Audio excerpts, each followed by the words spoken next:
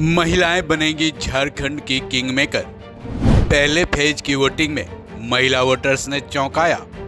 क्या कहते हैं चुनावी आंकड़े? कल्पना सोरेन क्यों याद आई? मैया सम्मान योजना, गोगो दीदी योजना की खींचतान के बीच झारखंड में चुनाव शुरू हुआ।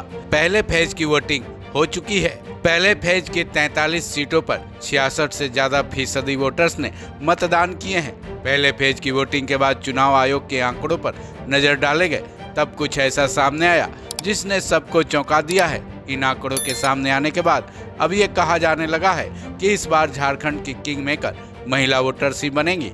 साथ ही कल्पना सोरेन का नाम भी झारखंड की राजनीति में अब चर्चे की धुरी बन चुकी है। ऐसा क्यों है, चलिए इस चुनावी आंकड़ों के जरिए जानते हैं।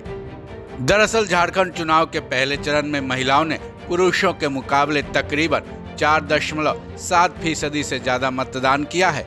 चुनाव आयोग के मुताबिक झारखंड में कुल ईवीएम मतदान 66.6% रहा, जो कि 2019 के विधानसभा चुनाव में दर्ज 63.9 से 2.7% ज्यादा है। वहीं महिला वोटिंग 69% से थोड़ा ज्यादा रहा, जबकि पुरुष मतदाता 64.3% थे। साथ ही थर्ड जेंडर मतदाताओं ने 31% मतदान किया है।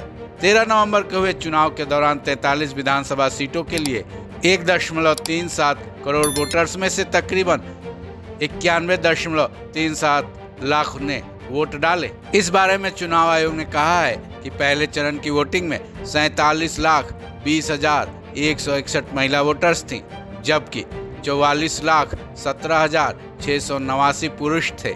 यानी कि कुल मिलाकर 66.65% वोटर्स ने वोट डाले हैं। महिलाओं को इस बार झारखंड का किंग मेकर इसलिए कहा जा रहा है कि पहले फेज की वोटिंग में महिला मतदाताओं की संख्या पुरुष वोटर्स से 3.02 लाख ज्यादा रही। चौंकाने वाली बात यह भी रही कि 43 विधान सीटों में से 37 में से महिला वोटर्स ने पुरुषों की अपेक्षा ज्यादा मतदान किए हैं। इस बारे में चुनाव आयोग ने एक बयान में कहा है कि पुरुष मतदाताओं की वोटिंग परसेंटेज 64.27% रही, वहीं 69.04% महिलाओं ने वोटर डाले हैं, जो कि पुरुष वोटर्स की अपेक्षा 4.7% ज्यादा रही। अब सवाल यह है कि आखिर इस मामले में कल्पना सोरेन का नाम चर्चे में क्यों है? दरअसल कल्पना सोरेन हेमंत सोरेन की पत्नी है। साथ ही वो हेमंत सोरेन के साथ राजनीतिक मंचों पर अक्सर देखी जाती हैं। महिलाओं की ज्यादा वोटिंग को लेकर उनकी तरफ से इस बात का इशारा है कि इससे कल्पना सोरेन यानी सीधे हेमंत सोरेन को लाभ हो सकता है। चुनाव आयोग के इन आंकड़ों को देखते हुए इंडिया ब्लॉक ने दावा भी ठोक दिया है कि महिला मतदान ने हेमंत सोरेन की सरकार की कल्याणकारी योजनाओं, खासकर मैया सम्मान योजना की लोकप्रियता के प्रति दिखाया है। हालांकि बीजेपी का इस मामले में कुछ और ही कहना है।